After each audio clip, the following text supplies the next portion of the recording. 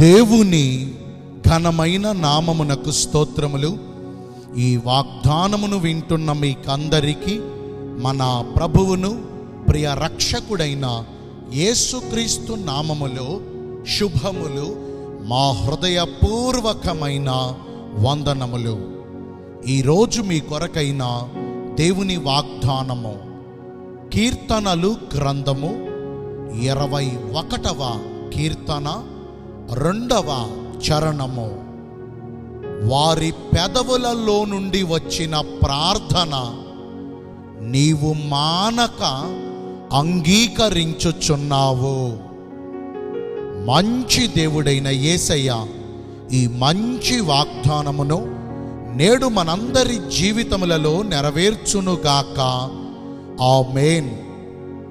ఈ వాగ్దానమును మనము పరిశీలిస్తే, ఆపత్కాలమందు, కష్ట సమయములో, దుఃఖ దినములలో మనలను ఓదార్చువారు ఎవ్వరూ లేనప్పుడు, అందరూ కలిగిన ఒంటరులుగా మనము మిగిలిపోయినప్పుడు ఆదుకొనగలిగిన యెహోవా దేవునికి మనము ప్రార్థన చేయగా, ఆయన మన పక్షమునందుండి మన పెదవులలో నుండి వచ్చిన ప్రార్థనను మానక అంగీకరించి మనము వేడుకున్నవన్నీయు, మన ఆపదలన్నిటిలో నుంచి, మన కష్టకాలములో నుండి, మన శ్రమలలో నుండి ఆయన మనలను విడిపించి, ఆయన మన ఆపత్కాలమందు మనకు ఉత్తరమునిచ్చి, యాకోబు దేవుడైన యెహోవా మనలను ఉద్ధరింపజేసి పరిశుద్ధ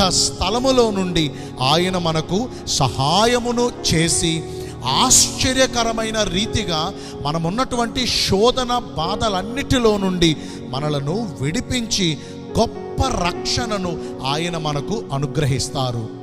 ఆయన సియోనులో నుండి మనలను ఆదుకుని, మన బలులన్నిటినీ అంగీకరించి, మన నైవేద్యములన్నిటినీ అంగీకరించి, మన కోరికను సిద్ధింపజేసి, మన ఆలోచన యావత్తును ఆయన సఫలపరుస్తారు.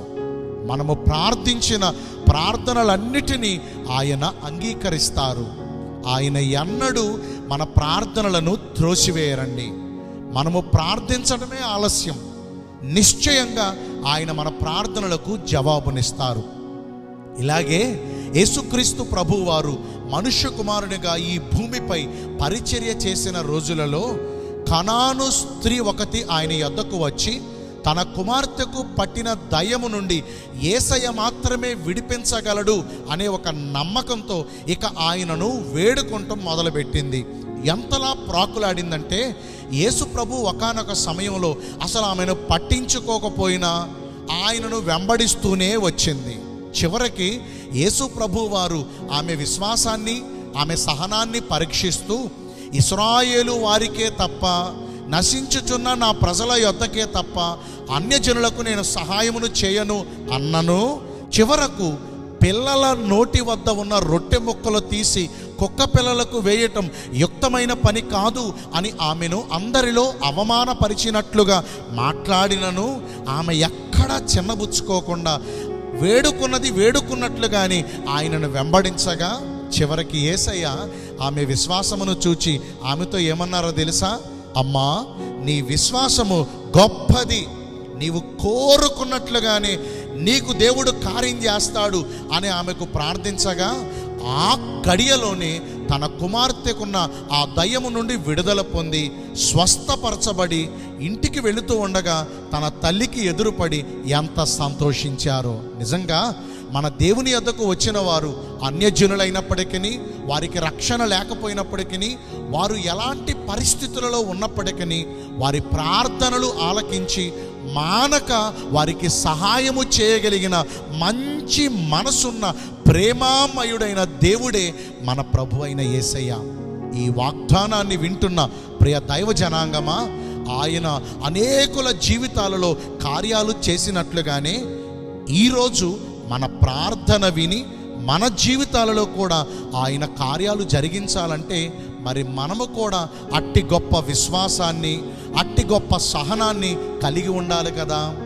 కార్యాలు చూస్తుంటే ఒకలా ఉంటుంది మన విశ్వాసం.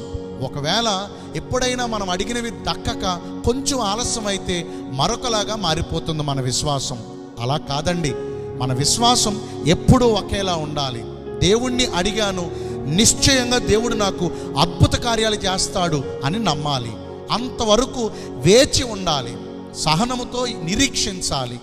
అట్లా మనం ఎప్పుడైతే భక్తి చేస్తామో మన పెదవులలో నుండి వచ్చిన ప్రార్థన ఆయన మానక అంగీకరిస్తారు. మరి ఈ రోజు నుంచి అలాంటి భక్తి చేసి దేవుడిచ్చే కార్యాలు పొందుకుందామా? నేను మీ అందరి కోసం చిన్న ప్రార్థన చేస్తాను. పరిశుద్ధుడును ప్రేమ కలిగిన మా ప్రియ పరలోకపు తండ్రి అయిన దేవా, మీ కృప కలిగిన బంగారు ఘన నామమును బట్టి నిండు మనసుతో కోట్ల కొలదిగా మీకు మా కృతజ్ఞతా స్తుతులు స్తోత్రములు వందనాలు చెల్లిస్తున్నామయ్యా.